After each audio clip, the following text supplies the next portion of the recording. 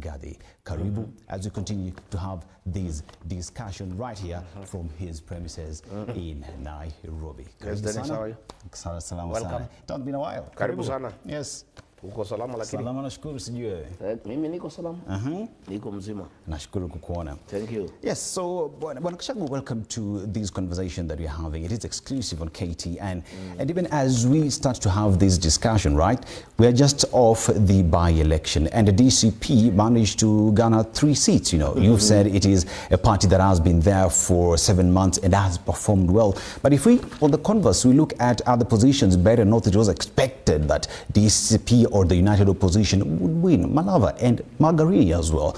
But just what's your view on the by-election? How would you rate it, as well as how would you rate IEBC? Thank you very much, Dennis, and most welcome. I'm very glad to have KTN here with me tonight. Your station has gained a lot of respect from the people of Kenya because of being objective and telling Kenyans as it is. Your sister newspaper, The Standard, is now the newspaper of choice because of good editorial policy, of being very objective, being straightforward and telling the people of Kenya the truth. And I want to encourage KTN and The Standard to continue because objective journalism is good for our democracy, it's good for our country. So I'm very happy to have you here. We have come from by-elections. That was a small dance. The main dance is here to come. And you know, there is a saying that you don't want to dance yourself lame before the main dance. I am more concerned about the main dance, the one for 2027, the general election.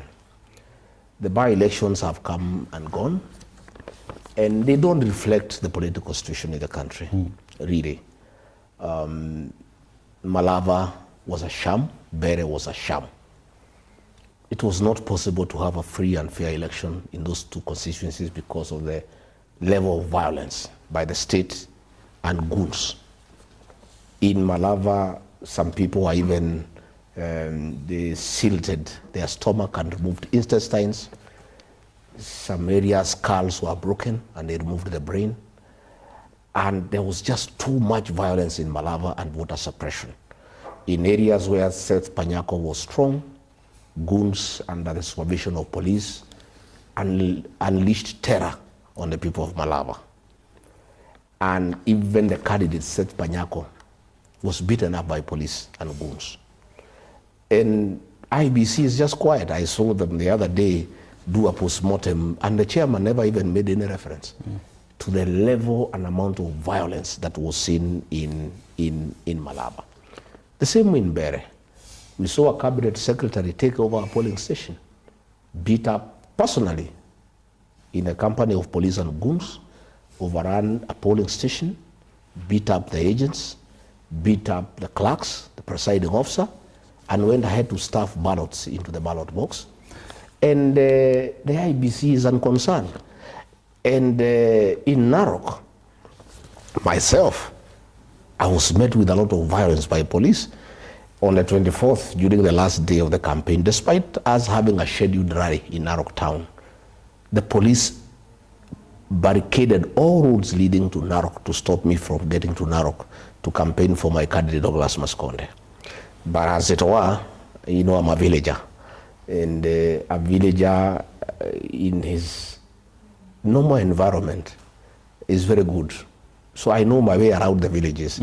And the Maasai are also very good villagers. So with the help of the Maasais, they were able to map some routes for me to get to Narok from Metulele.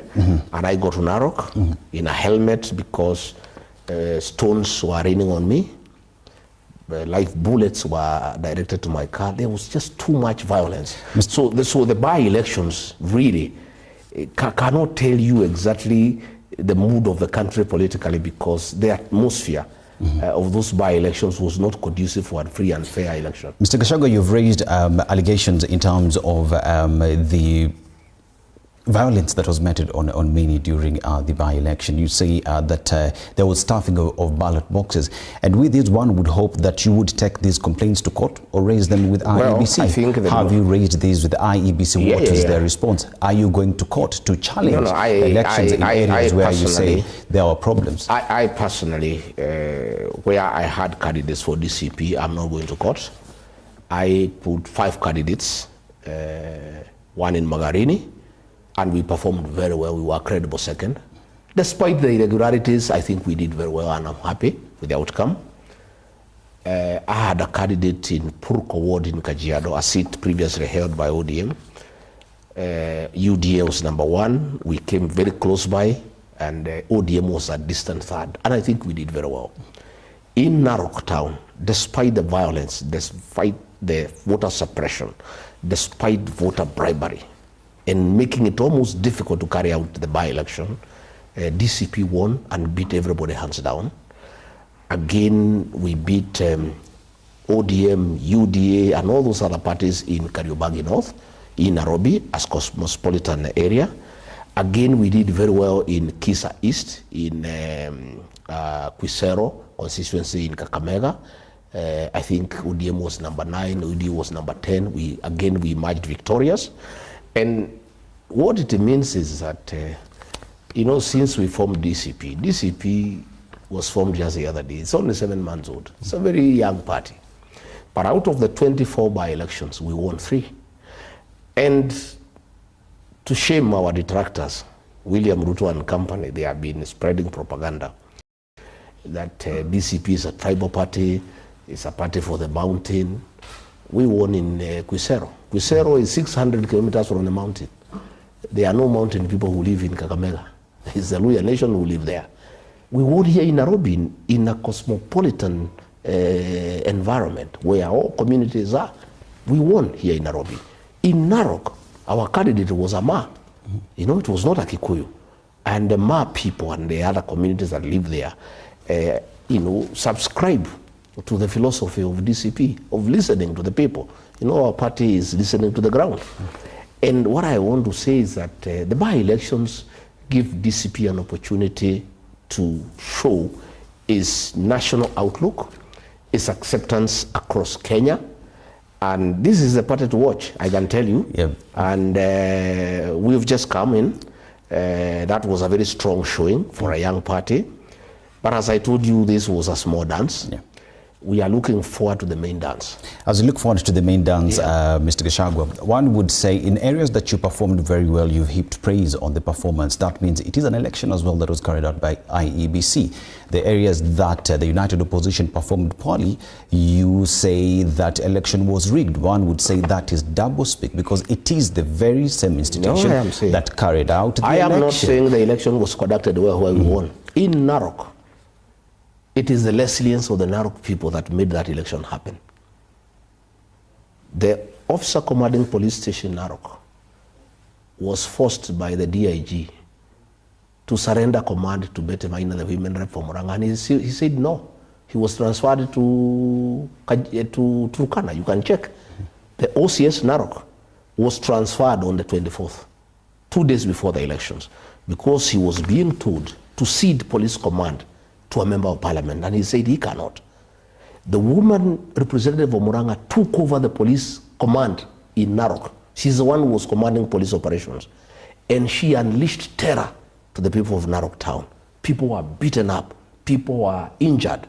But the people were resilient. And especially when I went there, forcibly, when the police were stopping me, when live ammunition was fired at my car, when stones were ringing on me, and I was very brave and courageous, I give people the impetus and the courage that they should not be intimidated. We won the election, but it was not a free and fair environment. It's really people fought, and exactly this is what will happen in the general election. I have no doubt in my mind. Kenyans will not agree to be suppressed by goons and police in 2027. I have no doubt in my mind. What I saw in Narok is what we want to encourage across the country. In Kariobangi, there was a lot of violence and voter suppression. But the people there were determined. They wanted to elect a leader whom they want, and they did it. In Kisa, there was a lot of violence. So I am not saying that in areas where DCP won, it was a fair contest. It wasn't. They won against many odds. In fact, in Narok, if there was no voter suppression, our candidate who got 6,000 votes would have gotten 12,000. But there was a lot of voter suppression, you know, intimidating women and young people to make sure that they don't go to vote. So what I'm saying is, why I'm not worried as a leader in this country, it is possible to intimidate people in a by-election using goons and police. It is not possible to do so during the general election. There are not enough goons to intimidate people in the country. Every goon will be in his constituency, and he will be dealt with by the local people. The police will have no capacity to escort goons to cause mayhem, because in a general election, you need 2 police officers in every polling station. We have 45,000 polling stations in Kenya. You need 90,000 police officers. They are never enough. In fact, they borrow manpower from KWS and KFS. So what I'm saying, and I want to assure the people of Kenya, there will be no police officers to escort goons to come and intimidate you. So deal with the goons, and they will be dealt with, I can tell you. Even these goons are only a problem because they have police escort, who have guns, who have live ammunition. If the goons were trying to intimidate the people of Kenya on their own, they will be dealt with by the people of Kenya. But Kenyans, you know, start back a little bit, because normally they are backed. Like when we were at Kariobangi, when we went to celebrate our candidate, Wanyoike, for winning the Kariobangi North seat, the goons came to church, but they were driven away by the Christians, only for them to come back under police escort. Police backed them with bullets, with tear gas. You know, police were tear gassing children and the clergy so that they can create confusion and allow the guns to attack our people. But if the police keep away, goons are not a challenge in this country. They will be dealt with by the people of Kenya in a very, very, very expeditious manner.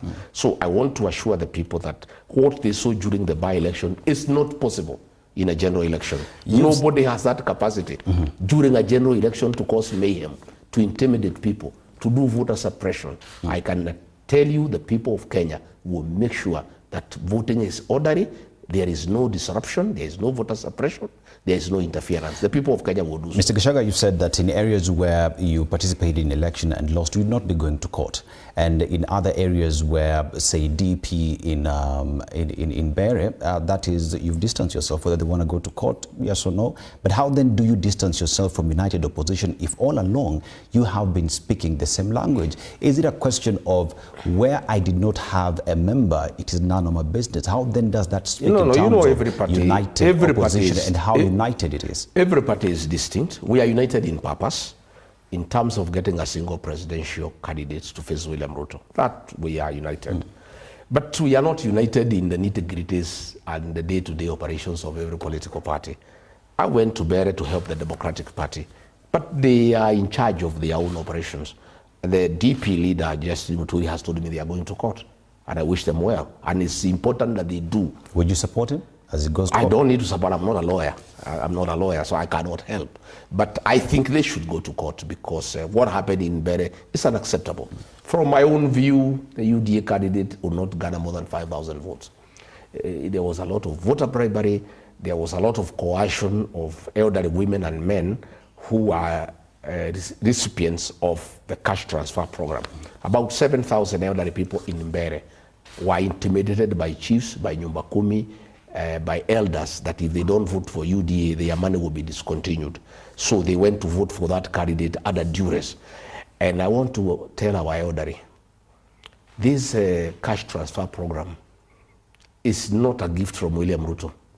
It is money that is voted for by the National Assembly. It is appropriated. It is your right as elderly citizens to receive this money.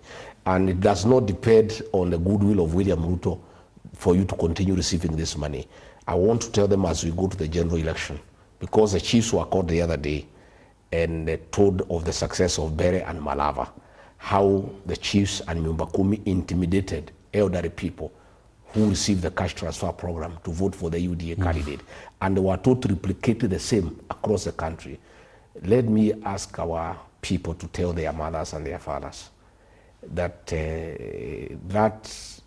fund, that program, It's not a gift by William Ruto to the elderly people.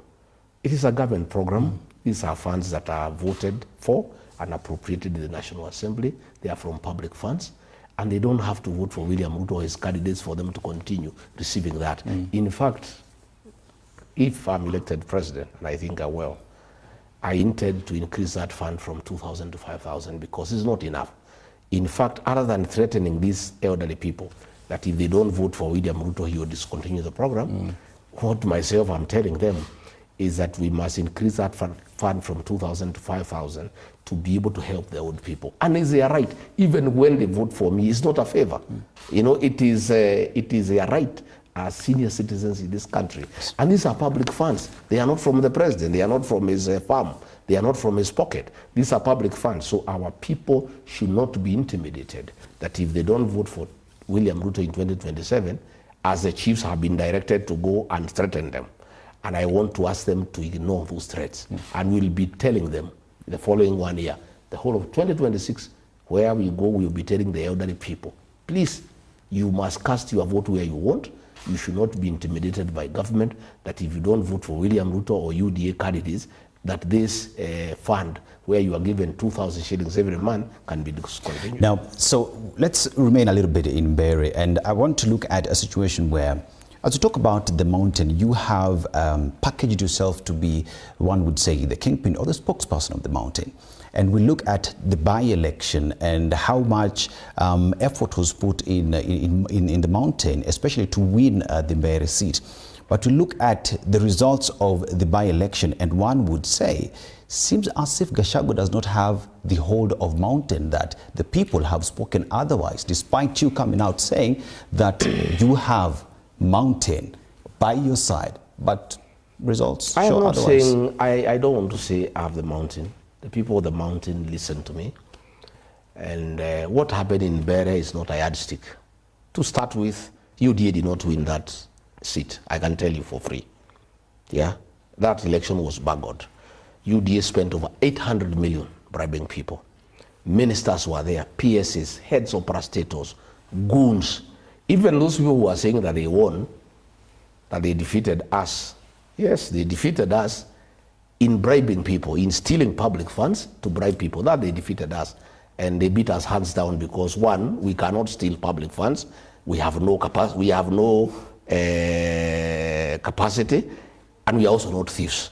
Number two, they beat us in sending goons to beat their own kinsmen. That one they beat us, as we have no capacity to mobilize goons to beat our people.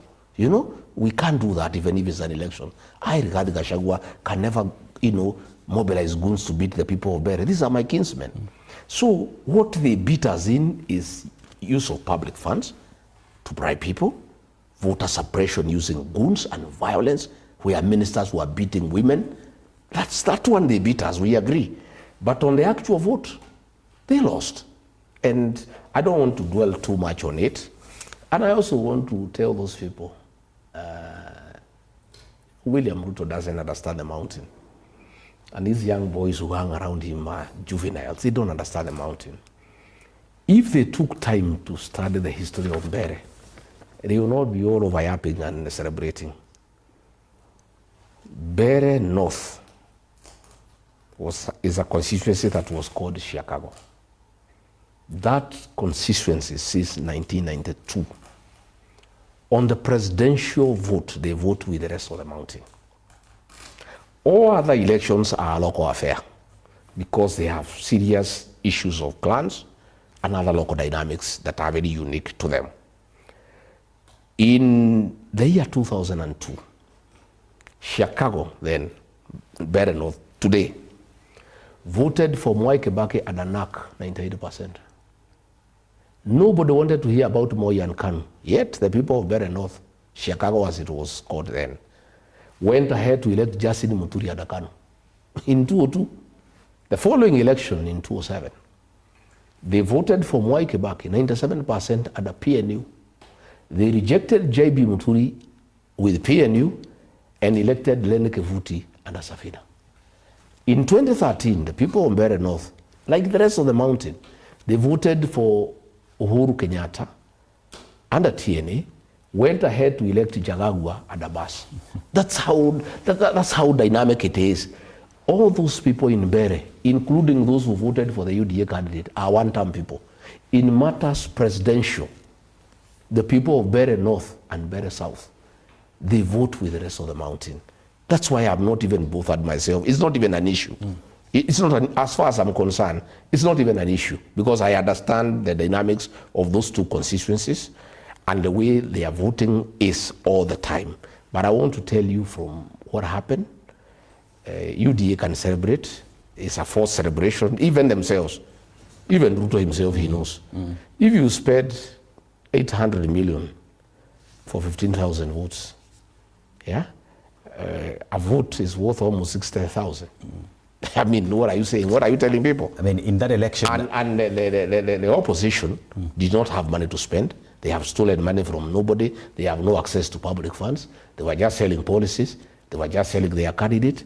When you spend 800 million in a constituency, that's why I want to tell these UDA fellows, they are celebrating nothing. During the general election, they will be their own.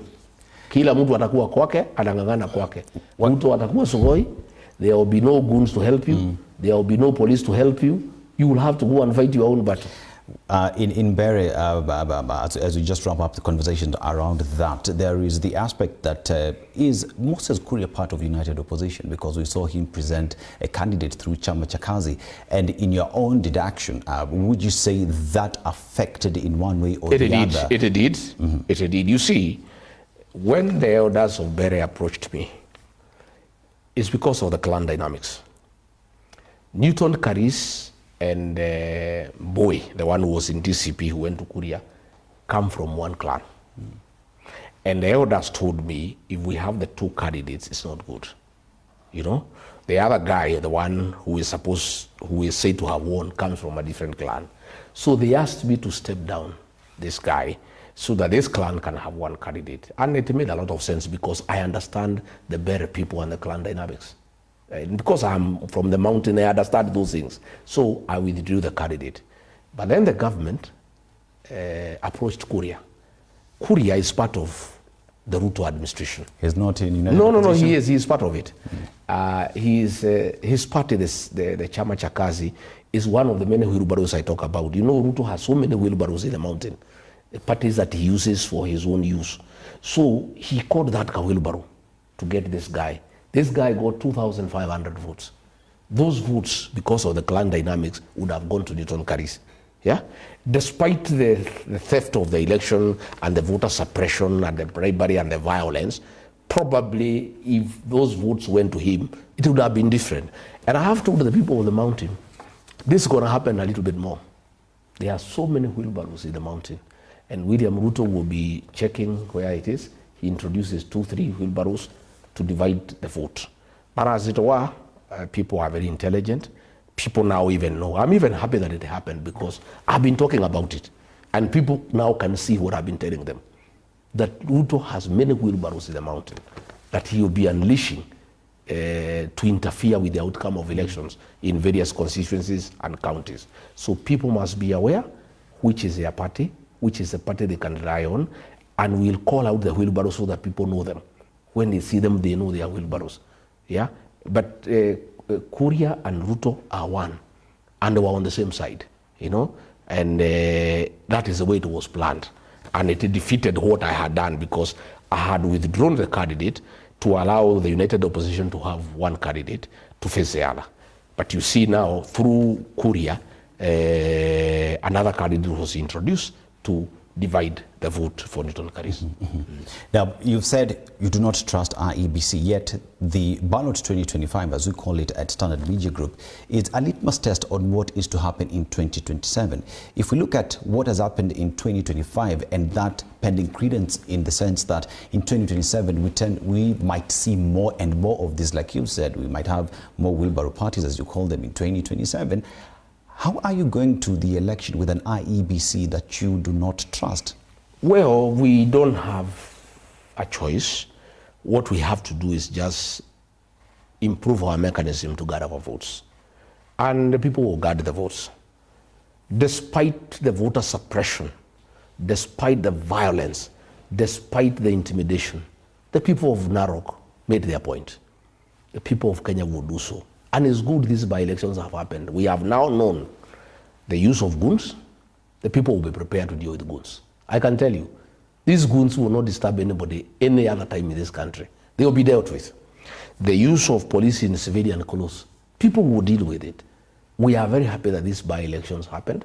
We have known what Ruto intends to do, the use of goons and police for voter suppression, for interfering with the will of the people. It is good it has happened in good time. We're going to educate our people. There will be a lot of civic education in the next 1.5 years. As we start meetings in February, wherever we go, we'll be educating our people. Again, let me also tell you, it is easy to bungle a by-election because you are dealing with one vote. In Narok, we had one agent. What will happen in 2007? There will be 10 agents for the MCs. There will be another 6 agents for the MP. There will be another 4 agents for the governor. There will be another 4 agents for the senator. There will be another 3 agents for the women rep. There will be 6 agents for the president. You will find in a classroom there are 30 agents. And those 30 agents, you cannot make them agree on how to bungle the election because they have different interests. So what will happen is that all of them will protect the credibility of the vote. You know, the agents, because they are many, they will protect the credibility of the vote. Again, each candidate will organize men to protect the polling station from goons. But you see now, in Bere there was only one candidate. His capacity to protect the polling station is diminished because he's just one person. But where you have 6, you have more than 40 candidates in a polling station fighting. Each one is fighting to win. Those people, they will mobilize 20, 30, 40 people each. There will be 500 people outside there saying you cannot interfere with this election. Yeah. And you know it's good it has happened. Kenyans are wiser, you know. The Maasais in Narok are saying, had we known that they said goons here, wangekuta sisi tungewangoja. So 2027, the Maasais in Narok will be waiting. They will protect the polling station with their means, and they have the means to protect the polling station from anybody, including the police.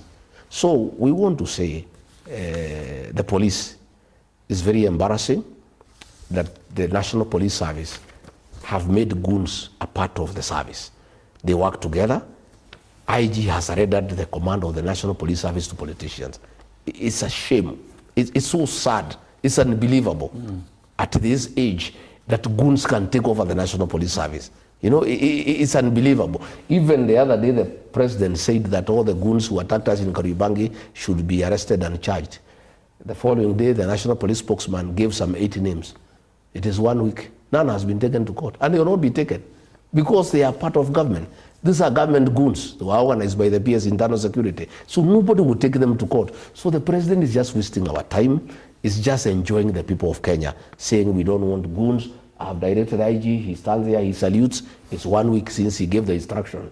The names were given. Who has been taken to court? And nobody will be taken to court because these goons are part of the government arrangement to manage politics. So what will happen is that the people of Kenya will prepare themselves to deal with the goons, to deal with the police. And that is what will happen in 2027. Now, Gachagua, let us talk about the united opposition. So here is a question where you made a statement in terms of zoning Nairobi for DCP, and that elicited a lot of conversation because even Wiper party leader Kalonzo Musyoka said, we have not gotten into any discussion in terms of zoning. And many have equally just described you as a bully, that within the united opposition, it's either Gachagua's way or the highway. Is that the case? I don't think I've said it's either my way or the highway, but I'm the party leader of DCP. And I have my party to market. I must market my party, and I must fight for its rightful space in any dispensation. What we have agreed as united opposition is in Nairobi is that we'll have an arrangement where we are not having friendly fire because we will lose. Nairobi is complicated. And there are voting patterns that have been there in history. There are areas where Wiper is strong. There are areas where DCP is strong. If Wiper and DCP fight, we could give way to UDA. And all I was saying is that we have an arrangement. That is true. Even Kalonzo has clarified. He didn't say we have not spoken. What he was correcting is the impression that was given by the press that I said these seats are being reserved for DCP. I never said such a thing. What I said is that between DCP and Wiper, among ourselves, we will take all these seats. That's what I said. I didn't say they will be for DCP. That's not the statement you made. No, that's what I said. I said between myself, between DCP and Wiper, we'll take 16 out of 17 But Mr. seats. Gachagua, you're quoted saying that in Nairobi, the governor position would go to DCP. I said yes. I said I'll said yes, that I did. senator position would go to DCP. I did. You I said that 17 seats of member of parliament would go to DCP. No, I didn't say that. At what point in I did. that conversation did you say that you sat with Kalonzo and agreed on how you would take these seats as united opposition? Because that did not come out. No, you are also putting words in my mouth. What I said is this.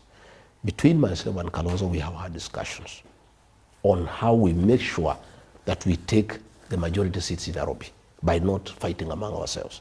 And I said I'll be fighting for DCP to be given governor, to be given senator, to be given women rep. I'll fight. It does not mean because I'll fight, I'll get. But I must fight. You see, my friend, if you want to go somewhere, you must be ambitious. You must anchor your party properly. I would like my party to take governor. I would like it to take senator. I would like it to take women rep.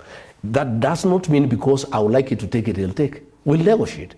And then I said, out of the 17 seats, we'll fight for 16 out of 17 among ourselves. I didn't say they are for DCP. The people of the press went ahead to say that I said these seats are for Kikuyus. Because the press, most of it has been pocketed by William Ruto to say DCP is a Kikuyu party. DCP is not a Kikuyu party. I won a seat in Kisa, we won a seat in Narok, we won a seat in Nairobi. Nobody talked about Kikuyus in that church. I talked about DCP. And to tell me that DCP is synonymous to Kikuyu is erroneous. It isn't erroneous. It is not synonymous to Kikuyus. Kikuyus are in DCP, yes. So are many other Kenyans. So what I say, and Kalonzo has clarified, we have not agreed on who is to get what. But what we have agreed is that among ourselves, we'll go for all these seats. And it's doable because we have regional tendencies, we have previous voting patterns, and looking at it on paper, it is possible for the united opposition to get 16 out of 17. And those 16, the DCP will get its fair share commensurate to its strength and presence in Nairobi. But people want to twist what I say, that DCP will take everything, or DCP wants to intimidate Wiper. In fact, I went ahead to affirm the place of Kalonzo Musyoka in Nairobi politics. I did. I say this guy has been making ODM win all these seats, and I want this time to help me in DCP win most of them. That's what I said. So how do you say we are intimidating Wiper and Kalonzo when we are actually affirming his place and role and influence in Nairobi politics? You know, and I can tell you, for the longest, most of the seats that ODM has gotten in Nairobi is because of the support of Wiper. It is that support I'm looking for. And I have every right for my party to reach out to Kalonzo to help DCP. I mean, whom do people think I am? I should not fight for my party. I should not look for a strategy on how I can win more seats in Nairobi. I would be foolish not to do that. And I have reached out to Kalonzo, and I'll continue reaching out to him. If Kalonzo can help DCP to get 8, 9, 10, so be it. If DCP can help him get 5, 6, so be it. And I can tell you, this Nairobi is a discussion, because you must sit down. You can't have friendly fire. It is not wise, it is unstrategic. And that's all I said. And you know, I had some people say, oh, Rigathi should not give out his strategy or his secret. There is no secret. I'm an open book. Myself, I talk for the people who are my supporters. And they have every right to know what I'm planning for them. I don't want hidden cards and hidden, games. Ati tuende tukutane hapo na Kalonzo, tupange hapo kisiri. I am not that kind of a person. Mimi tukikubaliana kitu na wewe, nasema tumekubaliana namna hii, so that my supporters know the kind of deal I'm entering them into. We are in the problem we are because we never told people what we had agreed with William Ruto. Had we told people what we had agreed with William Ruto, we will not be where we are. Rigathi Gachagua, you've mentioned about strategy. The government has mentioned you that you are rudderless. you are planless, that you have no agenda for the people of Kenya. Tonight, let's talk about the agenda. Beautiful. You know, we talk about where we find ourselves today. In January, we have education, students going back to school. And with that, we have seen the entire, in terms of capitation, how that has been a problem in the country. The teachers, the JSS teachers, senior school teachers have warned that they would down tools. And as we talk about the agenda and talking about education, you say that you want to be president of the Republic of Kenya. DCP wants to form government. United Opposition wants to form government. What is the agenda on fixing everything that we see today, especially in the education sector? What promise do you have to the parents and students, children of the people of Kenya? Thank you. I'm very happy that you have asked me this question. William Ruto says we have no agenda. We have a very serious agenda. Very serious agenda for this country. And I'm happy to have this discussion tonight. And let me tell the people of Kenya before I go into the agenda. I've heard the president going every meeting saying that the problem of Kenya is tribalism. That's a lie. It's a false narrative to run away from the real issues of discussion in Kenya. We have no problem of tribalism in this country. There is no community fighting any other community. There is no community that has a problem with another community. The problems that bedevil Kenya is theft of public resources. The problem of this country is mismanagement of public resources. The problem of this country is not tribalism. It is the sale of national assets. The problem of this country is not tribalism. It is abductions and extrajudicial killings. The problem of this country cannot be tribalism. How does tribalism cause extrajudicial killings? How does tribalism cause the sale of public assets? What the president has done, because he has messed the country completely, he is creating a false narrative about tribalism and cohesion. Oh, we need to bring the country together. This country is united against theft, is united against corruption. This country is united against theft of public resources. We'll get to corruption. Let's talk about education. So what I'm saying is, the plan.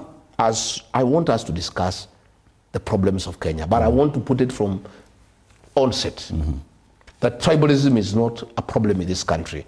And I'm very disappointed that even very serious political commentators and very serious newspapers have actually bought the narrative by William Ruto that the problem is tribalism, so that we don't discuss the real issues of how he has messed this country in 3 years. You have asked about education. Mwai Kibaki, the third president of the Republic of Kenya, gave us free primary education. Uhuru Kenyatta came and gave us secondary school education that is free, so that education is an equalizer. Every child, despite your background, despite the ability of your parents, you have access to education to give you a springboard to be somebody in life, for yourself, for your parents, and for the country. Within 3 years, William Ruto and his government have destroyed whatever Mwai Kibaki did and what Uhuru Kenyatta did. As we speak, every child in secondary school is supposed to get 22,000. Last year, they were only given 9,000. 13,000 did not come. Most secondary schools are being auctioned because they took food from suppliers they cannot pay. You know, as we speak in January, parents have been told to prepare to pay. On paper, the Ministry of Education says education is free. But in real life, they go and tell the teachers, the head teachers, you ask the parents to pay, but don't say it's the official government policy. You know? And when the teachers made noise, instead of making available money for capitation, they were called to State House and bribed it with the 10,000 shillings each. You know? You bribe the principals and the head teachers to stop talking about the collapse of the education system. So what I am saying is this, that we need to fix our education system. And one of the things that I and the government that I will form will do is make sure we reinstate free primary education as given by President Mwai Kibaki. Again, we reinstate, we reinstate free secondary education, especially for the day schools, so that once you go to a day school, you pay nothing. You know, again, we have a problem of 20,000 teachers of the junior secondary school. These teachers, and I was there, I was deputy president. We recruited them on internship for 2 years, and they were promised, and I was there. We were there with Nancy Macharia, she was the TSC secretary, William Ruto was there, Ezekiel Machogu was there, I was there. And we agreed even in cabinet that they will be on internship for 2 years, then they will be confirmed in permanent and pensionable. The government has refused to do that, you know, and they are saying there is no money, you know. And this money is there, but this is the money that is being stolen. This is the money that was being given to teachers, 10,000 each. This is the money that was being given to chiefs, 10,000 each. This is the money that was being used in Mbeere and Malava. This money has been there for the JSS teachers. But this is the money that has been stolen and diverted to politics by William Ruto and Kindiki. All this money you are seeing around the country being dished for politics, this is the money that was for the JSS. Look at the lecturers. We had a problem with the lecturers for a long time. Yeah, they were on strike for a very long time. 49 days. The other day it was agreed that they be paid 50%. They were lied to. They have not been paid. We have a looming strike in January because the money is not available. This is the money the president is using for re-election.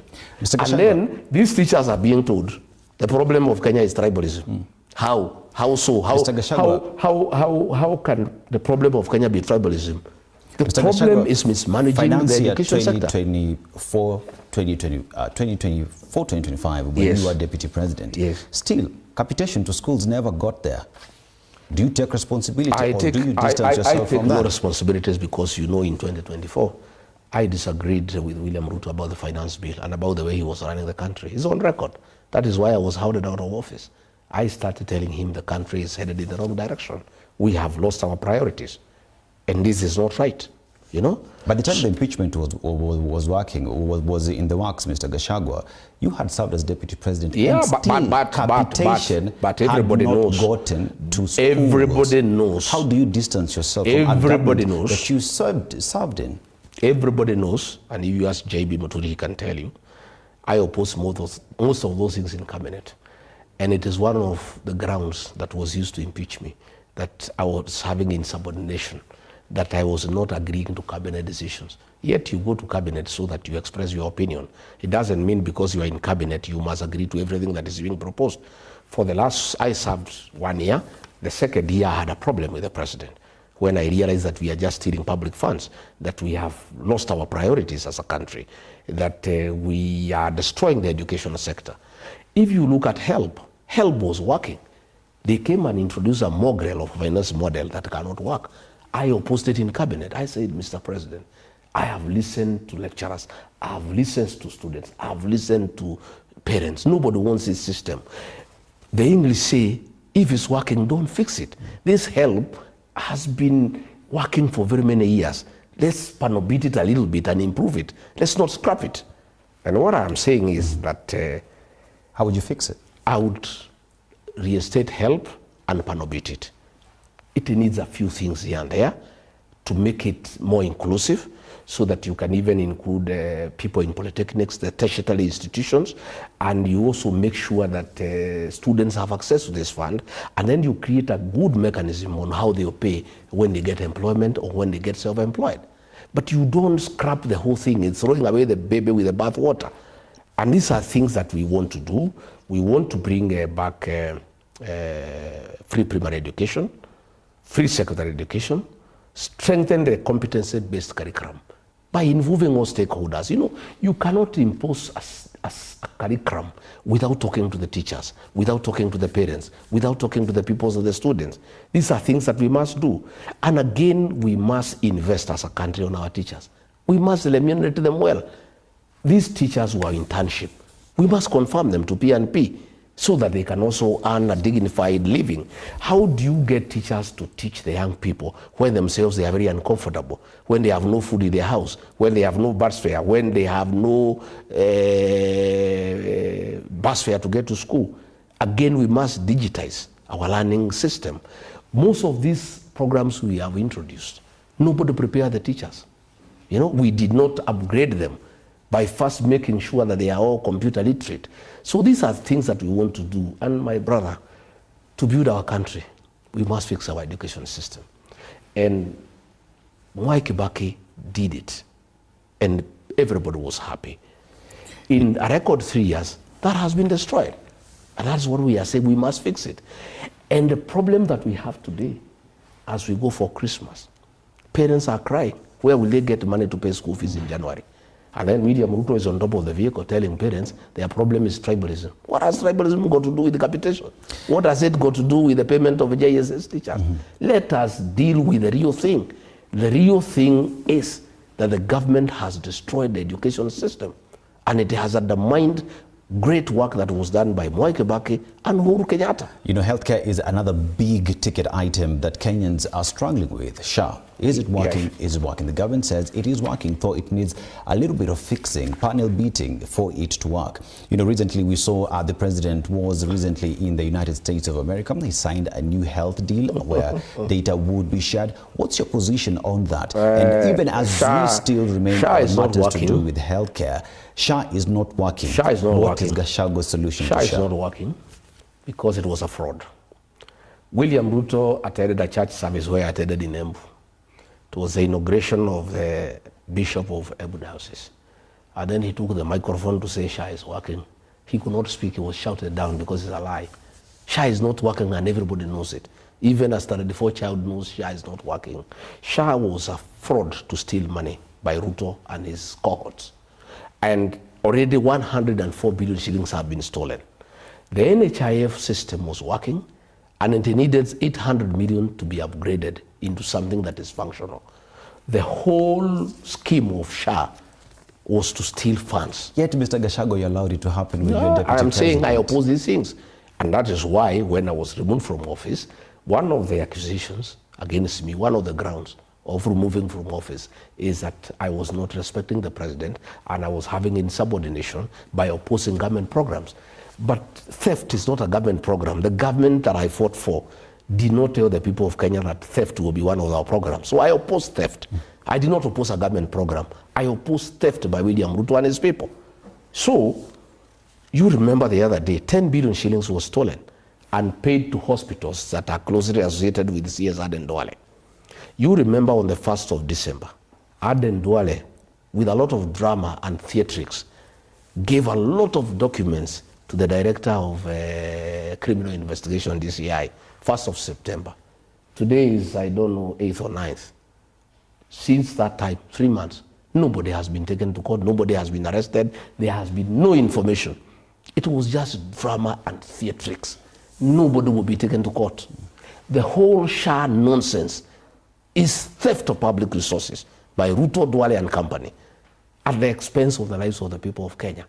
That is the folly of it, you know. And they keep on sending ministers to tell Wananchi that SHA is working. People just look at them, you know. People just look at them every day. Yesterday I was in Muranga in a place called Ithanga for a funeral, and a matter was brought to my attention. A lady died 4 months back. She remains unburied because they are not able to pay the hospital bill for 450,000. They have raised 300,000. They are unable to raise 150,000 for the last 2 months. I had to give them 150,000 so that that patient, the body can be removed from hospital. And then you are telling us SHA is working. If SHA is working, that lady would have been buried, you know, a long time ago. If you go to the countryside and ask everybody, this SHA thing is a monster. It's not working. And what I'm saying myself, if given an opportunity by the people of Kenya, there are certain things that I want to do.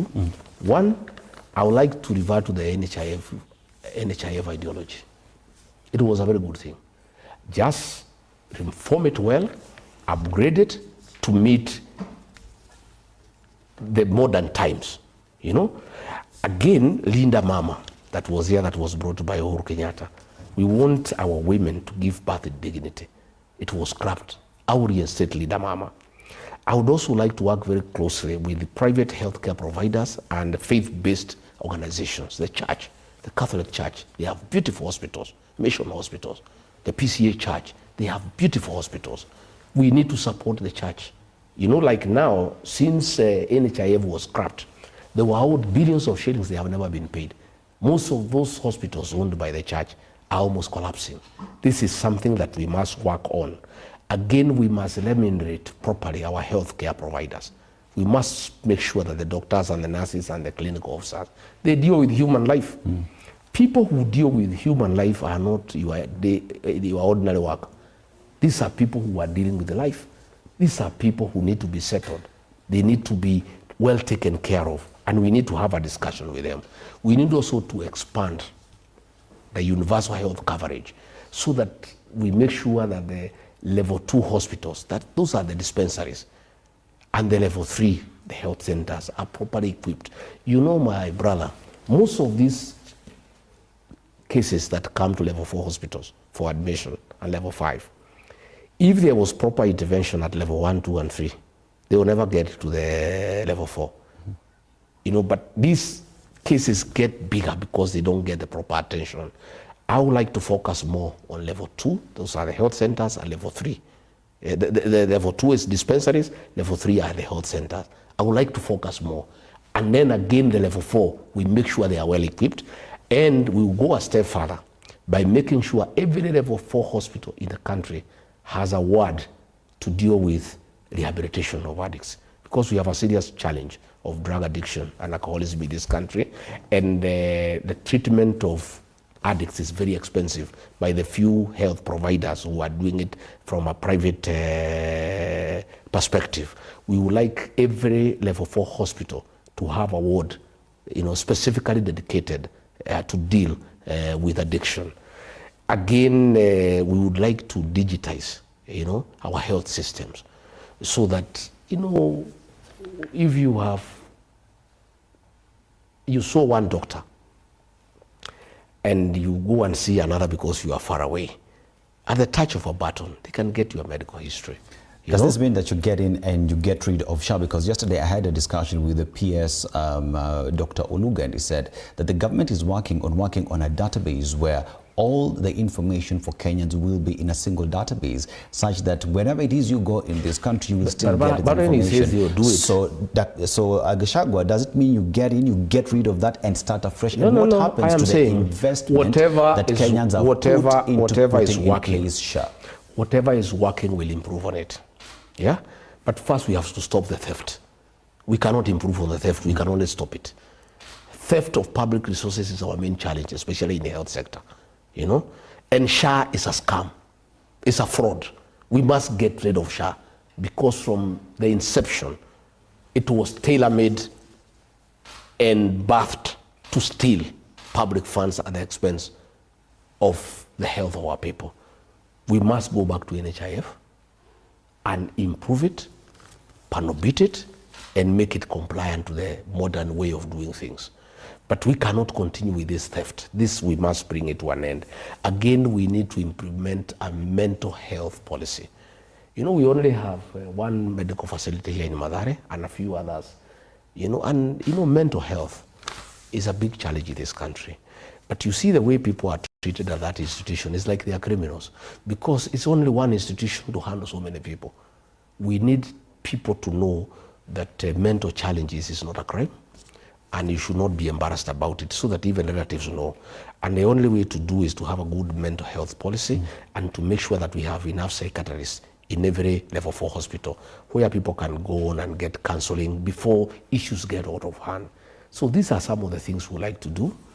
And of course, what was signed in America is unacceptable. Why? We cannot sell our medical data to foreigners. We cannot. Even if we are poor, we have our own dignity. The right to privacy is absolute. We cannot give our medical records to the Americans for their own research and analysis using our records. And I think it is very inappropriate for the president to brag that he has signed an agreement with the Americans to get some money, you know, so that we give away our medical records. And I'm happy that Okia Mtata has already gone to court, and I wish him well, because this must be stopped. These are things that we cannot allow, you know, that a president and a government can auction our dignity as a people, you know. You need privacy to your records, your medical records. it cannot be given to foreigners. I think that is totally unacceptable. I spoke to the PS and he talked of aggregate data that would be shared. It would not be this is Dennis Aseto who came to hospital and was diagnosed with a certain medical condition. It is a question of 10 people came to the hospital and were diagnosed with cancer, and based on that information helps the US government who are assisting Kenyans to know how many medical equipment Kenya needs. And that is kind of data that would be shared. Can Do anybody you oppose that? Can anybody believe that PS? Do you believe it? If he has said, if that why? if that PS is saying SHA is working and it's not working, can you believe anything else they say? If they are lying to people of Kenyans on basics, things that are straightforward, is SHA working or not? They say it's working. You go to hospital, it's not working. Can you trust that PS on complicated matters? But you're opposing it based on what fact, Mr. Gachagua, is the question? You know, we have been around for a long time, and we understand these things. And I want to wish Okiya Mtata well, and I believe our courts of law will not allow our country to auction our medical data. I don't think our courts will allow it. You know, the country's security is something to look into. Yes.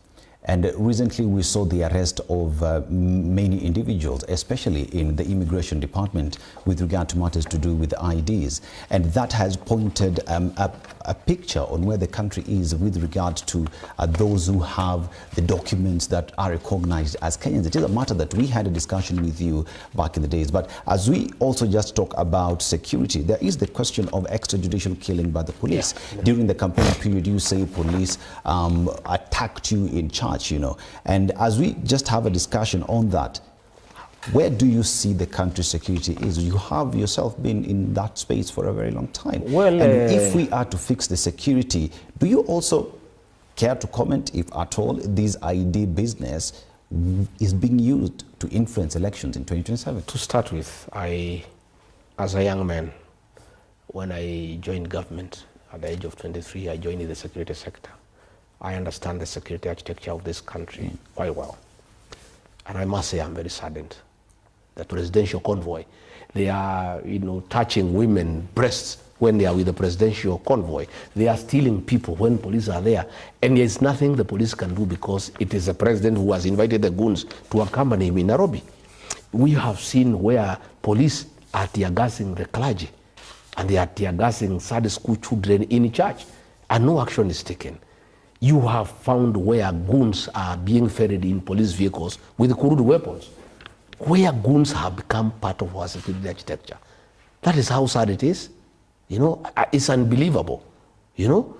And you have found where the country has sunk low, so low that the Inspector General of Police and the police commanders have surrendered the police command to politicians. It is politicians who are giving directions to police. Attack so-and-so, beat so-and-so, and there's nothing that can be done. And the commanders are helpless. We have found, I have myself have been attacked in 12 incidents in the last 1 year. I've reported this to the IG, to the DCI. Nothing has been done because those gangs are under the command of politicians who are opposed to my politics. It's the National Police Service is no longer at the command of the Inspector General. It's no longer at the command of the county commanders. The National Police Service is at the command of politicians and criminal gangs. And sometimes we wonder, this Haiti mission, the police went to Haiti supposedly to help the people of Haiti deal with the criminal gangs. But it is looking that they went there actually for benchmarking on how to work with the goons. Because since these people went to Haiti, the relationship of the police and goons have actually become very close and very cordial, and they are actually working hard together. You saw during the Sabasaba riots, property was destroyed in the mountain region and in Nairobi by goons under police supervision. So what we are saying is this, you look at the situation in the border. The president made a decision that is ill-advised from a security perspective. Of course, he is doing it politically. He thinks he can get foreigners from Somalia to come and register as voters and vote for him. So foreigners are being issued IDs. The 5 chiefs who were supposedly abducted, it was not an abduction. It was stage managed by government. Why would you say that, Yeah, Mr. Gachagua? because they were in Somalia, registering Somalia as Kenyans. What evidence do you have? No, we have it. You saw the other day a racket here in Isili, where foreigners are being registered as Kenyans, and in fact, I'm told the police who unearthed that racket are actually in trouble, because they were not supposed to unearth it. It's embarrassing to the government, because the government is part of that nonsense. And that thing that the president did is very bad for Kenyan Somalis, our Somalis from Kenya. As it is today, they are having challenges on visa application to go to various destinations in the world, because the world is not sure, whether they are Kenyans or not. And it's very sad, because the Kenyan Somalis are very hardworking people. They are very enterprising businessmen. These are people who should be able to travel all over the world, go to America, go to Britain, go to Canada, and do business. They are people who have contributed immensely to the growth of business in this country. It is very sad if they are profiled for extra surveillance and scrutiny arising from that decision by the president. But it is the extra surveillance and scrutiny that was happening in the country, which is called vetting. And it is that process that many people from these border counties, I included, because I went through the vetting process. That is why we looking want for that. We want the extra surveillance. Many say that the vetting process is not fair to the people who are Kenyans, and we don't need to go through a different exercise as any other Kenyan. We would rather have extra surveillance at the border to make sure that only Kenyans are registered as Kenyans and foreigners are kept away, other than get our Kenyan Somalis profiled by the international community arising over a decision that cannot be properly justified. We must protect the Kenyan Somalis because they are Kenyans and they have every right to travel all over the world. And it is very sad, out of a decision that was made, that they are being viewed suspiciously. It is not right that our people are being profiled. But having said that, what I would want to do myself if elected president, the first thing I would do, day one, is recall our police officers from Haiti. They're already home. A few. Others are still there. The process is ongoing. Many have lost their lives. Many have come back with injuries. Even the one the president said he died, the body has never come home. We must make sure these policemen come here and serve the people of Kenya. How is it that people are being terrorized by criminals and cattle rustlers when our policemen are in Haiti? Why can't they come and first guard the people of Kenya? Number two, we also want to equip our police officers and give them modern equipment to fight modern crime. Train them on cyber crime, make sure that they are properly trained to deal with the modern crime as it's happening in the country. Again, these policemen are suffering a lot. This SHA nonsense has really affected them. They used to have a very good insurance cover. And if you talk to the police officers, they are really crying because they are being forced to go to SHA that is not working. Same with our teachers. We want our policemen to have a very good medical scheme. We want to have a risk allowance for them because most of them suffer in the line of duty. We also want to make sure they are properly remunerated. These men and women in uniform, sacrifice a lot for this country and to make sure that we are all safe. Again, they have no vehicles, You heard the other day Mukomen saying that people should give them fuel. That is corruption. Wananchi pay taxes. Why should Wananchi pay taxes that is being stolen by bribing teachers and states and chiefs, and then you ask them to go and buy fuel? All police stations in Kenya and police posts should have a well-serviced vehicle with enough fuel to enable them serve the people. So still talk about matters to do with security. You mentioned that you have seen goons working together with politicians and police. Evidence on that, Mr. Gachagua, because at the end of the day, if it's just another statement, it remains being a hearsay without evidence. And even as we talk about security, there is the fact that there are Kenyans who are abducted in Tanzania. That is a matter to do with foreign affairs and how that was handled. One would ask the question, does our heart lie when it comes to protecting our own within and without the country, as well as other citizens of other countries. Talk about the Turkish citizens who were abducted in Nairobi and taken back to their country, who are seeking asylum in the country. Where are we in all these situations? We are doing very badly in matters violation of human rights. You know, there are very many cases of forced abductions, forced disappearances, and extrajudicial killings. No action has been taken. I want to promise the people of Kenya on day one. There is a squad of 101 officers that has been in charge of those abductions. It will be disbanded, and all officers who abducted our children and killed them will be held to account. That squad was put there during the time when you're deputy president? Yeah, and I complained about it. I complained very bitterly. Who did you raise the question to? Did you go to IPOA or to IAU? No, I raised it publicly in Mombasa for the people of Kenya. I raised it with the president himself in a security meeting. I raised it with him one-to-one, and when he did not heed to what I was asking him to do, I held a press conference and condemned extrajudicial killings and abductions. I still hold that positions, that on forming government, abductions must come to an end, extrajudicial killings must come to an end, and all officers who have taken part in abductions and extrajudicial killings will be prosecuted. Because you're part of the National Security Council, what was the reasoning behind the formation of that force? Well, abductions and extrajudicial killings, and I opposed it myself. And when the president did not listen to me, I held a public press conference. It's on record on the 26th of June, 2024. It's on record. But that, Mr. Gachagua, was way after you had served in government. Why didn't you speak on the very first day? Those issues. Because Mr. Gachagua, one would say, at the point when you were giving that statement, it's because you knew that impeachment was coming. No. That was in June. Impeachment was in October. It had reached a stage, I had raised it privately, I had raised it in meetings, and it was still going on. So I made a decision to raise it publicly. And it's on record. And everybody knows I raised it publicly. What I'm saying is, we must make sure when we form government that extrajudicial killings must come to an end, abductions must come to an end, and all officers responsible will be held to account. And let me tell police commanders who are escorting goons around the country, we are keeping a very good diary. All those officers who are in charge of Narok, on the day we were there and we were brutalized, they will be held to account when we form government.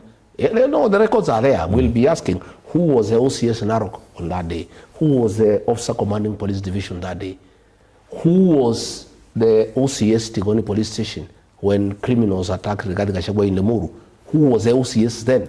They will be taken to account. And let me tell police officers, all those who are carrying out illegal instructions from politicians, you will answer for them.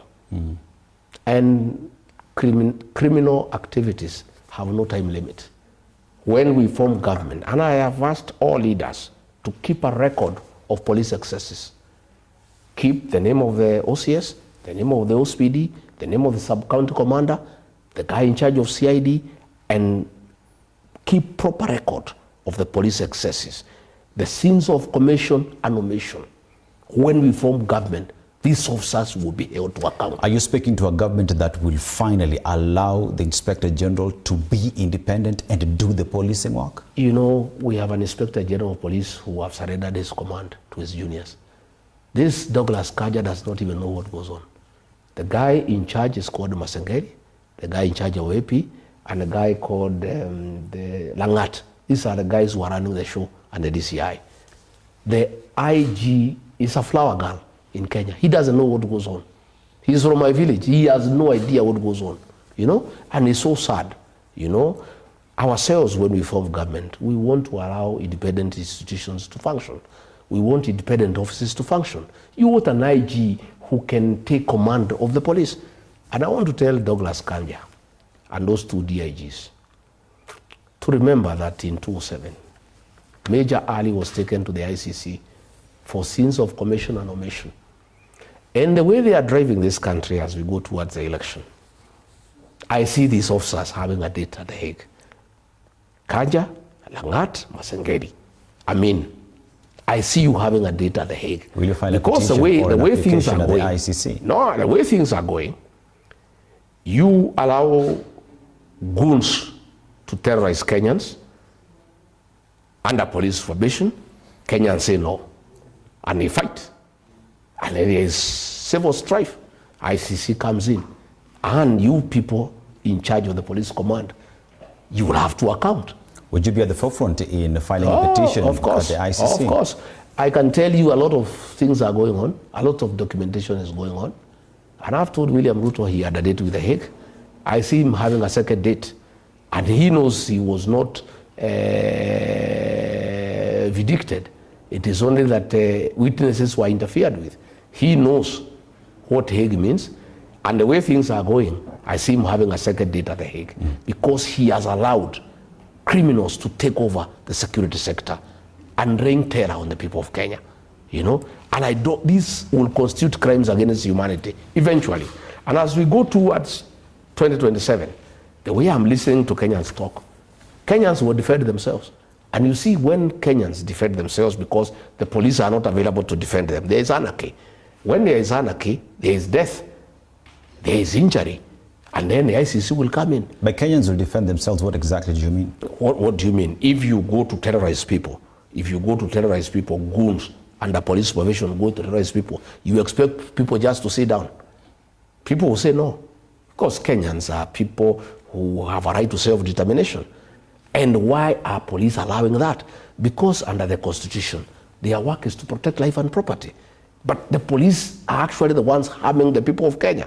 They are the ones escorting goons to harm Kenyans. Yet they are the ones who are supposed to defend Kenyans from harm by goons. But they are the ones working with goons to harm the people of Kenya. And I'm telling you that situation is not acceptable. And Kenyans will say no, you know. And I am listening to many people. They are saying no, you know. People are saying no, we are not going to be attacked again. We'll also get ready. We'll defend ourselves. And that will bring anarchy. It's called the law, the state of nature. Why governments were formed is because people needed to be regulated. But we have a country where we are reverting to the state of nature, where police are working with criminals to terrorize people. When people are supposed, these policemen are paid by the taxpayers to defend the people of Kenya. They are the ones joining criminals to attack the people of Kenya. What do you expect the people of Kenya to do? Mr. Gachagua, does it mean that today, with all the cases that you have reported that you were attacked, you are unable today to walk into a police station and file a report because you do not trust the police? And if that is the case, then what picture does that paint in the minds of Kenyans who have no other option? Exactly, that's the point I'm saying. What do you expect Kenyans to do? What has happened myself now, I have people who defend me. The people who attacked us in Kariobangi Church, they were fought by my people, my supporters. They fought them and they drove them away. Then they came back with the police, with guns and live ammunition and tear gas, and overwhelmed our people because they have guns. But you see, what will happen is that there will be many cases like that. What has happened is they attacked me in Lemuru. They have never attacked me again without reaction. Because you see also I have supporters who will not allow people just to attack me. You know, wherever I go now, I have people also who defend me against the gangs. But do you want that in a country where people are defending each other and police are escorting one side to attack the other? It's a shame for Douglas Kaja and the National Police Service and Kipchumba Murkomen. He talks a lot of English, but it is during his tenure, you know, it's during his tenure, you know, that goons have taken over the National Police Service. He wears expensive shoes, expensive belt, expensive watch, but the country is being run by goons. How does he even get sleep? How do you get sleep as CS Interior to say you are the CS Interior of the Republic of Kenya when goons have taken over the National Police Service? He should be very ashamed of himself. Very ashamed. It has never happened, even during the Moi era. We have never seen goons take over the country from the policemen. We have never seen that. What is and I can tell you, even the president is part of it, because he issued instructions the other day. A week is over. Nobody has been prosecuted, which means he was not serious. He was just playing PR. You see, Mr. Gachagua, one would hope that where the country finds itself, especially in matters of security, that security is given utmost importance and that Kenyans would respect as well the rule of law and that the police as well would be there to do policing work. But let us go to on something that is very keen and Kenyans are following on, and this is the country's debt. Yes. At the time when you formed government, you said yourself, you found a public coffers that was empty. The country was purely broke. And during the campaign period, we would not borrow. We would have to seal all the loopholes and continue. But we saw the borrowing that continued even then. Today we speak in terms of 12 trillion shillings that is choking Kenyans on a daily basis. And if you just pause, Mr. Gachagua, and look at what trillion shillings is vis-a-vis what we see on ground, many would say mambo kwa ground ni different. How would you handle, first of all, where do you place Kenya in terms of the debt situation, and what would be the solution if the united opposition from government? You know, my brother, the national debt now is almost 12.5 trillion. And we have borrowed 4 trillion in the last 2 years. And we are borrowing about 3.5 billion daily. That's okay, we can borrow 3.5 billion daily. But what is annoying is that 3 billion is being stolen daily through procurement. You know, why are we borrowing to steal? William Ruto and his government are borrowing 3.5 billion daily, and then it's still 3 billion daily. You saw the other day a video, one of his MPs from Rift Valley, weighing money with a weighing scale. You know, because they have no time to count. The money is too much that counting billions will take a long time. So they weigh one note, they weigh one bundle, and they count it and they weigh. Then they use the weighing scale, you know, to be able. I saw another video that there is a central bank in Italy. You saw notes being packed. All this is money that is corruption through procurement. William Ruto has made corruption through procurement a way of life in this country. And he has started by having corruption in the State House, where he bribes people daily when people can see without even hiding, without even being ashamed. I used to see people bribing policemen, hiding a little bit. You know, they would hide, fold the note. Because bribery is not a good thing, they will hide a little because they are ashamed, because bribery is not a good thing.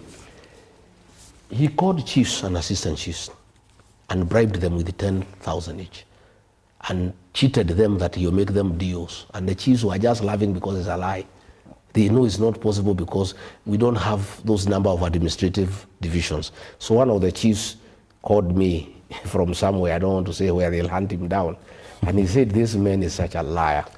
He's telling us to go and lie to the people of Kenya that he'll make Kenya Singapore.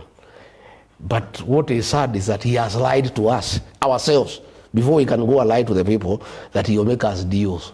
And we know very well that it is not possible, you know? We had him bribe teachers, bribe everybody. This is money that has been stolen because it's not his money. His salary cannot match what he's using to bribe people. You have seen the sale of national assets, you know? The Safaricom, you know, Safaricom was sold to Kenyans in 2007, 25% shares. There was IPO, the initial IPO. Kenyans oversubscribed. They bought everything. I tried to buy, they could only allow me to buy a little. Today, those shares are being sold to a foreign company, Vodacom, at 34 shillings. Kenyans have analyzed the growth of Safaricom, its potential, its outreach, and they are putting that value at almost 70 shillings. Gachagua, how much is a share as we speak at the NEC of Safaricom? I am not sure. I'm told it's 30-something or 40-something. It is 28. Whatever it is. But you see what you do with a business. You look at its potential. You look at the potential of that business, and you look at its projected growth, so that you know what is the potential value. You know? Again, what we are saying, this is a company that is so central in Kenyans' lives. It's the one doing M-Pesa, almost everybody on Safaricom. Why do you want to give it to a foreigner?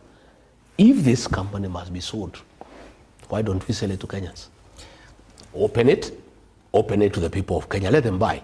Why do you want to give a foreign company 55% ownership majority shareholders of a company that is so central in our lives. I had that discussion Why with it the is CS being, Treasury today. why it is being sold? The CS Treasury today, I had a discussion with him in the studio today. Yes. And the shares at the NSC today for Safaricom goes at 28 shillings. So 34 shillings is profit for the government. But why can't you open it to Kenyans? And the government went through a process for the past 6 months, going through and analyzing, doing research to understand how much that would be. And today, the money that is held at Safaricom, over 240 billion shillings that the government says this is money lying idle at the NEC. And we can take that money, inject it into development of the country that Kenyans move. Because at the end of the day, the Singapore story that President William Ruto speaks about needs this country to march in terms of development. Based off that explanation, why would you oppose the government taking its assets, selling it? Our constitution makes public participation a must. When you are dealing with anything that belongs to the public. Have they asked the people of Kenya? No. They are trying to ask now. I saw an advertisement because we have complained. Have they asked the people of Kenya? If you look at this company, since inception, they have paid taxes 1.48 trillion. Since inception, they have paid 550 billion in terms of dividends. When you look at the amount of money they pay every year, yeah? What is the wisdom of selling this company? Because it's like saying, because we have no food here in this house, I sell my household items here, and then I buy food. Then after I finish the food, what happens? When you look at the dividends that they pay to the government, when you look at that amount, where will it be coming from? The dividend that we talk about is around 16 billion annually every year. But even then, when we talk about public participation, there is a process under law, especially because when you talk about matters transaction, there is a process that guides the same. As we speak right now, Kenyans have been asked to go. A decision has already been made to sell the company. Kenyans have been given an opportunity to lend their voices on the sale of these shares that we are talking about. The government of Kenya has not decided it is selling. If Kenyans say no, it will not be sold. My brother, how do you oppose it? My brother. Instead, shouldn't you be asking Kenyans to participate in this public participation, Mr. Gachagua? You don't say you are selling this and even the amount before the people of Kenya can tell you to sell. You first say we want to sell. Then when you are given the go-ahead by the people of Kenya to sell, then you start the process. But they have already completed the process, agreed they are selling to who, at how much, then they are coming to the people of Kenya. And then they are coming through Parliament. Parliament is an appendage of William Ruto. You can tell how it will go. There is no public participation. It's an exercise in futility. It's a fait accompli. It is simply formalizing what has already been decided. But the question we are saying, why don't you ask the people of Kenya whether you need to sell Safaricom? It's what they're asking when now. When they tell you yes, why don't you give them an opportunity to buy? Why do you want to sell it to a foreign company? Why don't you let the people of Kenya own this company that is so important to their lives? Why do you want it to be owned by a foreigner? But you have already decided whom to sell. How are those negotiations done? Because they are commissions. Because they are people who have an interest. They are people who have gained money there. What we are saying, if Safaricom must be sold, let the people of Kenya, with their financial challenges they are having, be allowed to buy. I buy for 20,000, another one for 20,000. Then the company remains here. The government will remain with the shares, 35%. The people of Kenya, yeah, will own the 15, yeah, plus the other 25 we bought the other time. Then the company, 60% is owned by government and the people of Kenya. Why do you want to give 55% majority shareholder to a foreigner? A company that is so instrumental in Kenyan lives. Why? But you know that Vodacom is part and parcel of Safaricom as we speak today, right? No. Those are foreigners. And if Kenyans have not said they are not able to buy Safaricom, we were given an opportunity in 2007. We bought. We oversubscribed. In fact, they were allocating. You could not buy what you wanted. They had to allocate. Why can't we give this opportunity to the people of Kenya? If we must sell Safaricom, which I disagree, we need not sell it. the amount of money we are raising from Safaricom is good for our country. And by selling it, we are going to lose revenue. And what will happen, that revenue we used to get from Safaricom, we'll have to overtax Kenyans because we must get that money we used to get from Safaricom. It's like selling a cow that you are milking so much milk and selling and drinking, and then taking it to the butchery, and then get one off so that you build a toilet in your home. Then what happens? How will you get milk? How will your children get milk? It is a ill thought out proposal.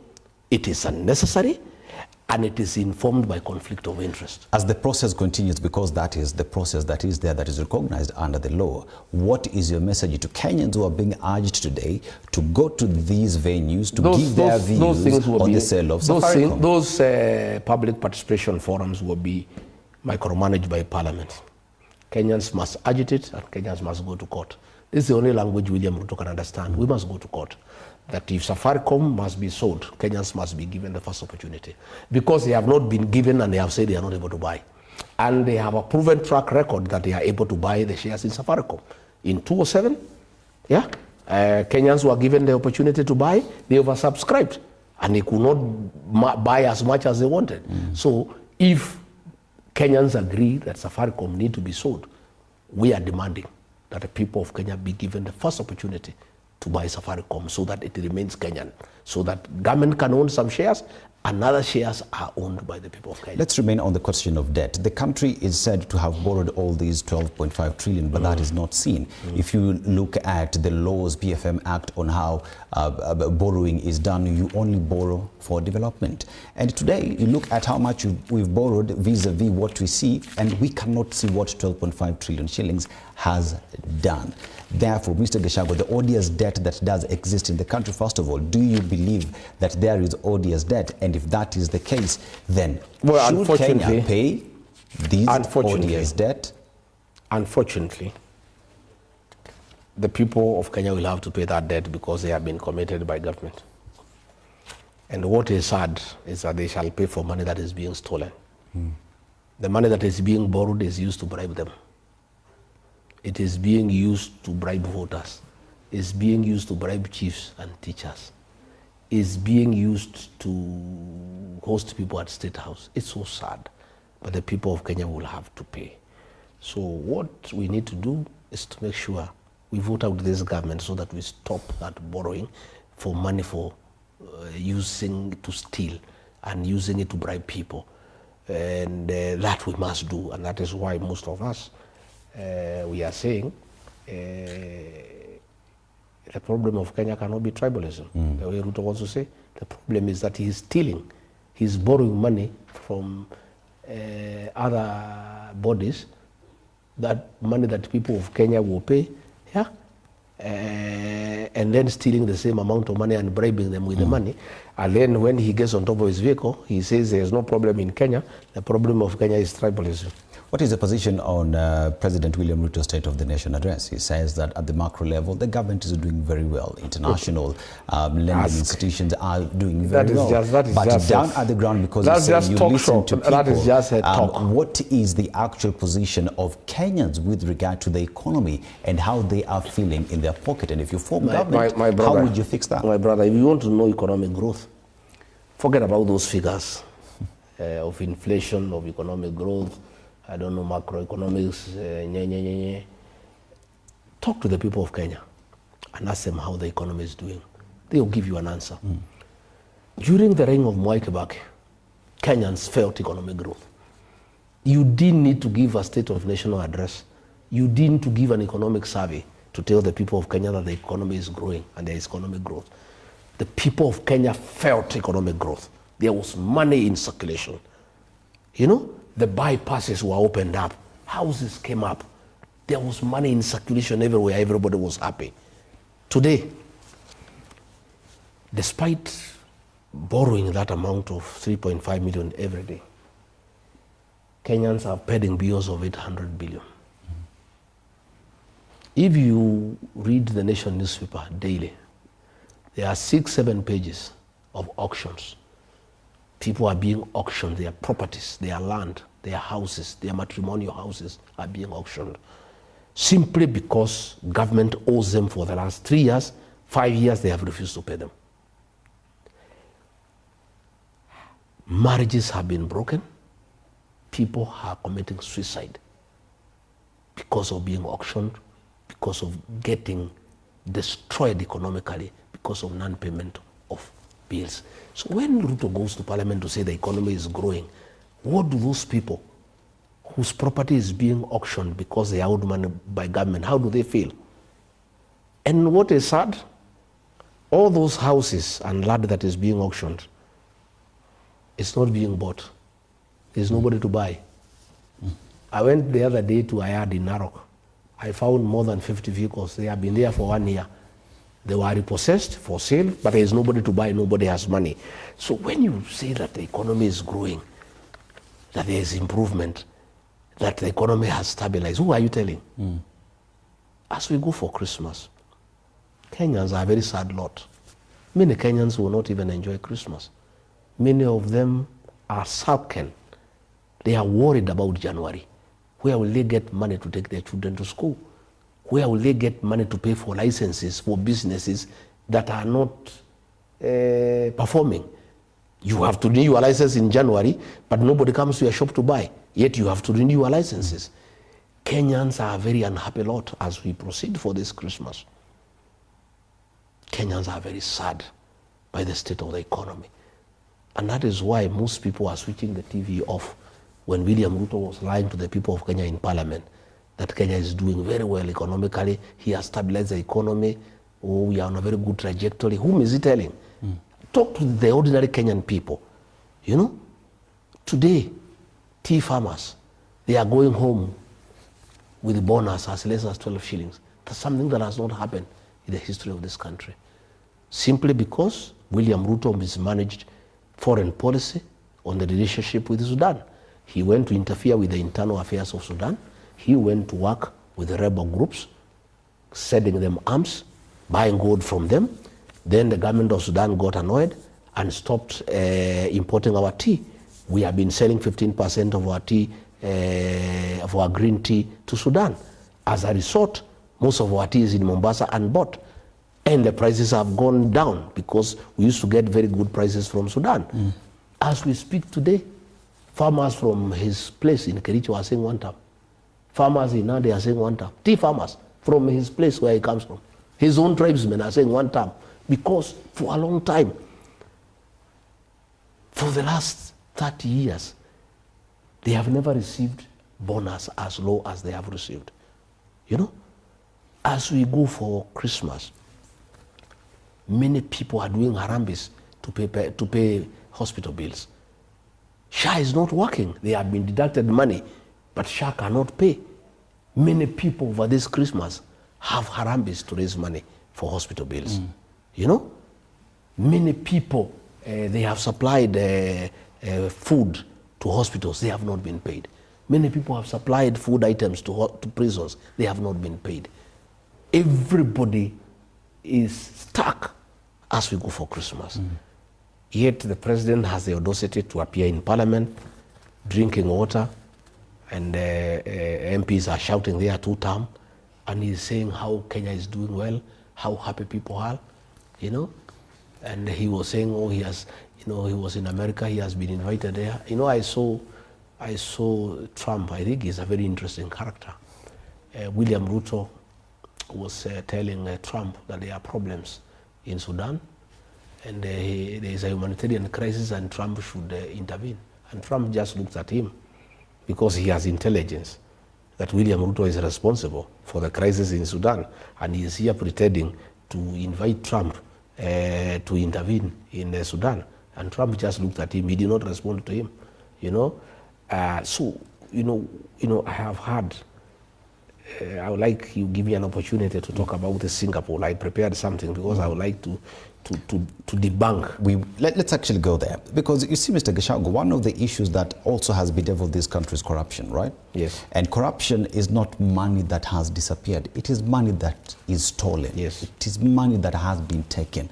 And money, as they say, has trail, has paper trail. It can be traced to where it has gone to.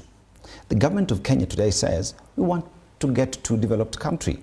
We want to get to Singapore. But if you look at what Lee Kuan Yew did in Singapore, the first thing he did was to criminalize corruption. If you were found to be corrupt, you would be shot dead. Today, Kenya finds itself at a position where corruption is coffee, tea, sleep, wake up corruption. If you form government, what is your promise in dealing with corruption so that the Singaporean dream becomes a reality? Let me talk about Singapore. William Ruto is very good at narratives. Last election, he came with the bottom-up economic model. It has collapsed. He said he'll lift people from bottom to up. Those who own motorbikes will own Sientas and taxis. Those who own taxis will own matatus. Those who own matatus will own buses. You believed him? You trusted him? We you believed supported him. We believed him. It was the greatest fraud in the history of Kenya. Electoral fraud. He conned all of us and the people of Kenya. Mama Mboga, Boda. He doesn't talk about them anymore because he knows it's trash. He said, hustler fund, 500 shillings. What business can you do with 500 shillings? So he knows that nobody will listen to that hustler nonsense. Nobody will listen up to bottom-up economic model. So he has now come up with a new con game of Kenya should be like Singapore. Singapore, the country pursued a radically pro-business, export-oriented strategy. Singapore slashed corporate taxes, guaranteed rule of law, and built investor confidence. So what is William Ruto doing? He's saying we want to be like Singapore. This is what Singapore did. Yeah? Himself, we are struggling businesses. Our importers in Mombasa are strained. The tax regime is oppressive. It kills business. Investors are fleeing Kenya due to corruption and insecurity. In Singapore, they rose to what they became because of rule of law. In Ruto's Kenya, the one he wants to be Singapore, goons are in charge of the country.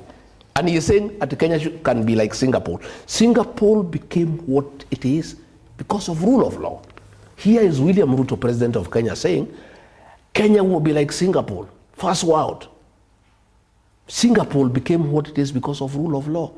In Ruto's Kenya, goons are in charge of the police. Who is going to invest in this country? When goons took over Nairobi and other centers, destroyed supermarkets, destroyed factories under police supervision, who in his right mind is going to come and invest in Kenya? Number two, in Singapore, education was made the primary engine of national development. In Kenya, in 3 years, Ruto has destroyed education. The free primary education brought by Mwai Kibaki, destroyed. Secondary school, free primary secondary education brought by who? Destroyed. HELB, a system to fund university education, destroyed. And then he is saying, that Kenya can be like Singapore. Singapore became what it is because education became the primary engine of national development. Here is a man lying to the people of Kenya so that they can be re-elected, that Kenya can be like Singapore. Yet the first thing he has done is the opposite of what Singapore did. Singapore made sure that education is the primary engine of development. William Ruto, who is cheating the people of Kenya, that Kenya can be like Singapore, the first thing he has done in 3 years of his presidency is to destroy the education system irreversibly. And then he is telling people that Kenya can be like Singapore. In Singapore, they had bilingual policy. English for economic competitiveness, mother tongue for identity. Okay? So here in Kenya, William Ruto says when you speak your mother tongue, you are tribal. Mr. Gachagua, we've heard you. When we are saying we need identity, he says if you speak your mother tongue, you are tribal. We've heard what Singapore did. We've had the problems that Kenya faces before it gets to corruption. Singapore. Corruption in Singapore. For Singapore to be what it is, corruption was aggressively implemented. And Singapore ranks the top 5 least corrupt countries for decades. Kenya, corruption is rewarded. State House is a crime scene. Bribery is a way of life. Theft of public resources is the in thing, where ministers display opulence. That you know, is... today I saw some people from central Kenya, parastatal heads, the wider 7-star hotel, taking pictures, having breakfast, display of opulence from proceeds of corruption. Kenya, corruption is part of our life. Mr. Gachagua. And then Ruto is telling Singapore. us, he is telling us, whereas Singapore is where it is because it dealt with corruption. Ruto is a conveyor belt of corruption in Kenya.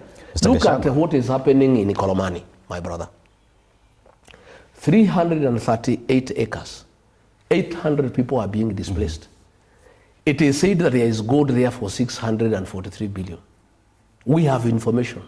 The gold under is almost 6 trillion. This gold, why are the locals not involved? Did you send why is it not being... Have you sent geologists to give you that we have. information? Let me tell you. Let me tell you what is happening in this country. Mr. Gachagua. Let me tell you what is Did happening. you send Let me also geologists tell to you what give is you this happening in this information? country. Let me tell you what is happening in this country. Very many people are very bitter with the corruption that is being practiced. So we have a lot of information from people inside. The gold deposits in Kakamega are in excess of 6 trillion. Okay? Yet, this gold, without public participation, without consulting the people of Ikolomani and the people of Kakamega, have been given to a company where Ruto and company have shares. It's outright corruption. The gold deposits in Kakamega are enough, yeah, to make Kakamega a county that you salivate when you go there. And these gold deposits belong to the people of Kakamega, they don't belong to government. But because there is corruption, Musalia, Wetangula, and Shinali, the MP, have been compromised by Ruto. And I'm telling the people of Kakamega, they must say no, they must not allow their 6 trillion gold deposits to be stolen by William Ruto and company. You've mentioned what Singapore has done to get to where it yes, is. Corruption, they dealt with corruption. You've mentioned problems that So I'm asking you, my brother, you are telling me. The question is, Mr. Gachagua, let's talk solutions. Yes. You form government. How will you achieve the Singaporean dream if you form government from the United Opposition perspective? We don't want to tell people like we shall be like Singapore. We don't want narratives and theories like William Ruto does to cheat people. We are honest people. What we know, we don't know whether we'll become like Singapore or like Egypt or like America or like whoever. It doesn't matter. What we know is that we must deal with corruption. Corruption. And corruption is Kenya's problem. William Ruto is convincing everybody that the problem of Kenya is tribalism, so that people stop looking at the real problem of this country. You know, we must deal with corruption decisively. And we must make sure that independent institutions to fight corruption are allowed to do so. We must also make sure that people get what they earn rightfully. We must make sure that we don't sell public assets. Like now, pipeline was being sold at 100 billion. Before we go to pipeline, I just want to remain at Ikolomani. We'll go to pipeline. Yes. Still on Ikolomani. Yes. If you were the president of Kenya today, with the knowledge and the information that you have, that gold deposit is worth 6 trillion shillings, how differently would you have approached it? We would have a very candid discussion with the people of Ikolomani and Kakamega. And that gold is not just within the 338 acres. That is just the entry point. Gold is underneath the whole of Kakamega. And these guys are not just going to dig that gold within 338 acres. They'll go beneath in all areas in Kakamega. We would have a very serious discussion with the people of Kakamega to tell the people of Kakamega, God in his own wisdom has given you wealth. How do we get this wealth in partnership between the government and yourselves to transform your lives? How do we agree from the sale of this gold? How do we share the proceeds to go to development, to build roads, to have water for irrigation, to build boarding schools for children, to build ultra-modern secondary schools, to build universities, to boost people to do business? It is absurd that a few people, with the connivance of William Ruto, Musalia Mudavadi, Wetangula, and Shinari, want to steal 6 trillion from the people of Kakamega and then they remain in abject poverty. And I'm telling the people of Kakamega, they must put their foot down. They should not, even if they are to be killed or jailed. The people of Kakamega cannot allow these gold deposits to go to a few people when they should benefit the people of Kakamega. And I'm asking them to stop it until we form government. Then when we form government, we can have a discussion. How do we exploit this mineral? And you know, my brother, minerals. The conflict in DRC is about minerals. The conflict in Sudan is about minerals. And the people of Kakamega must be prepared to say no. They must protect these gold deposits. There is no way 6 trillion worth of gold deposit that can transform a whole county should go to 4 people. I want you to it's unfortunate. I want you to address yourself to the pipeline matter that you were talking about, the sale of the same. I want you as well to talk about securitization that government has put in place to be able to get funds to push development of the country.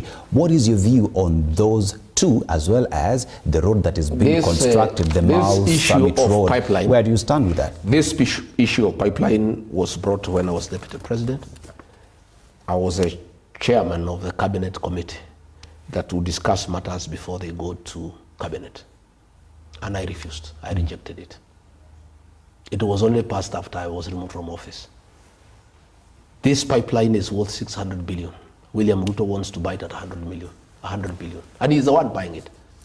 And he told me, we have interest in this matter. When did he tell you? When I was in his deputy. At what time? When I refused, when I rejected it in cabinet committee, and his minister went and told him that I have refused, he called me and said, no, just please, let's process this thing. And I said, no, this thing, pipeline, is a national asset and is a strategic investment. How do you give the storage of our petroleum products in the hands of private people? These are strategic parastatals that have security implications for the security of the country.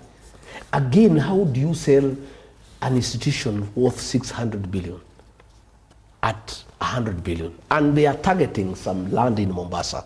That land in Mombasa owned by pipeline. That land, is worth 400 billion. So you buy pipeline, but the land you are targeting is worth 400 billion. But I'm glad that some people went to court and this matter was put on hold. And I really want to pay great tribute to our judiciary. I have followed for the last 6 months and I'm very happy that we have judicious men and women who love their country, who are patriotic, and who will not allow William Ruto to sell everything that we own in this country. Because what is happening, and I can tell you, all our national assets are being sold. These bombers of Kenya here, something, our heritage for our culture has been sold for 100 years, 99 years lease. And foreigners come and they're in partnership with Ruto and other people close to him.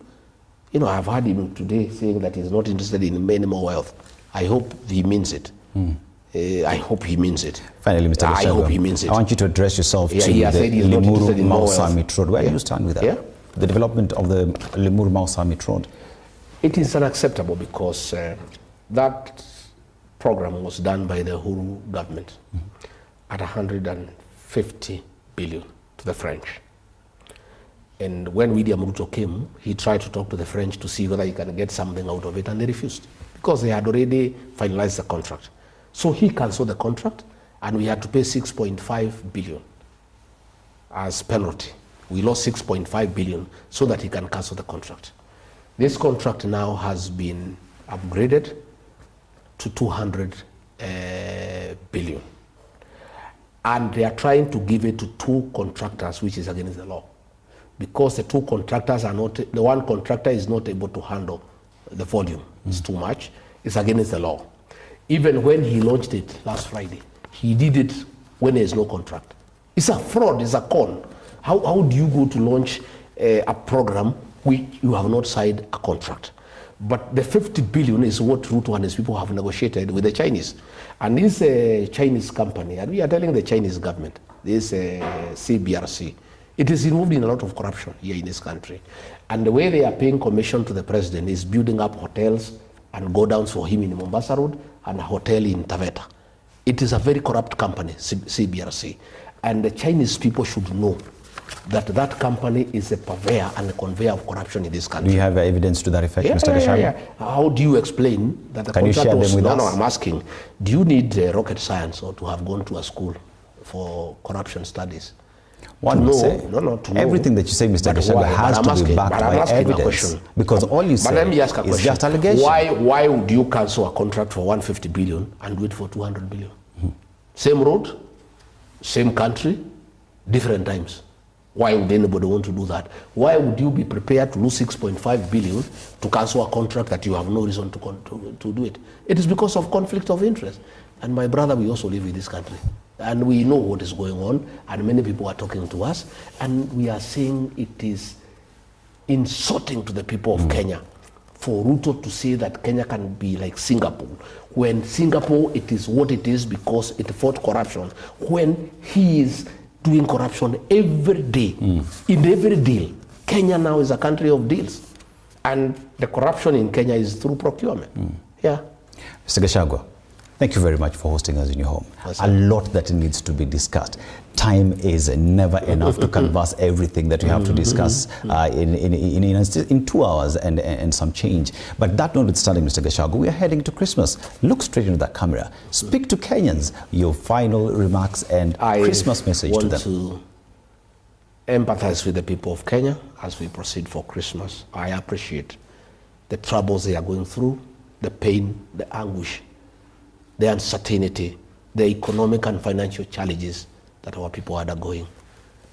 I empathize with the parents whose children were abducted and tortured, and some have never been recovered today. I empathize with them. I really feel for the people of Kenya because of the lies that their president gives them every day. When they can see the country is being looted left, right, and center, and there's nothing they can do. Yes. But I want to give hope to the people of Kenya as they go for Christmas, that Kenyans are very resilient people and they are very determined.